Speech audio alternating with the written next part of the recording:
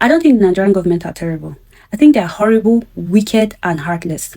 To think that some Nigerians are attacking Raye, apologies if I'm not pronouncing your name correctly, the Corper who came out to cry out of frustration. Ignorance is indeed a disease. Because I can't seem to understand why some people have come to accept that struggling to feed is a normal part of life. I personally jackpot from Nigeria in 2020, and the difference between the standard of living in Nigeria versus where I am cannot even be compared, despite this is a country that doesn't have half the resources that we have in Nigeria. Amongst the numerous things we can talk about, let's talk about minimum wage. The minimum wage here is 13 euros 50 cents, and if you work 8 hours per day for 5 days, you'll be earning around 1,700 euros per month after tax. On such minimum wage, if you have kids, you get some extra benefit from the government, like childcare allowances per child, and you could even apply for some housing benefits that would relieve you of part of your rent.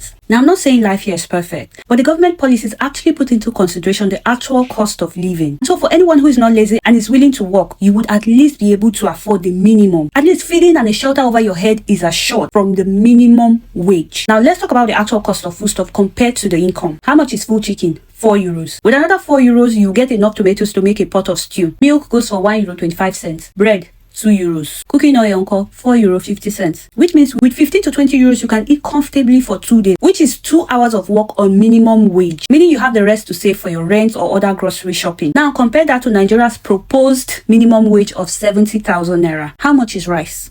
How much is oil? How much is a kilogram of chicken in Nigeria? Maggi, salt, onions. That's already over 5,000 naira gone. 70,000 naira per month for minimum wage equals 3,500 naira per day. So after spending 5,000 naira, which is more than a whole day's work, how do you expect the people to feed? How do you expect them to save for their rents? How do you expect them to pay their children's school fees? How many schools are free? Do we have free education in Nigeria? Over here, education is free. You don't have to pay. Unless you feel like you have the money and you want to put your kids in private school. But the free education in Nigeria, is that not what VDM is still trying to see how we can fix the classrooms? And yet, when people cry and they dare call out the government, some people will come out and be talking rubbish. They have the audacity to threaten them. Instead of us to stand together and see that the government does what they are supposed to be doing. The fact that we cannot come out to cry or express our feelings anymore is a deep problem that needs to be addressed. Let's be real. The government is pushing girls to become oloshus, the guys to do rituals or yahoo. Because how can someone who is working full-time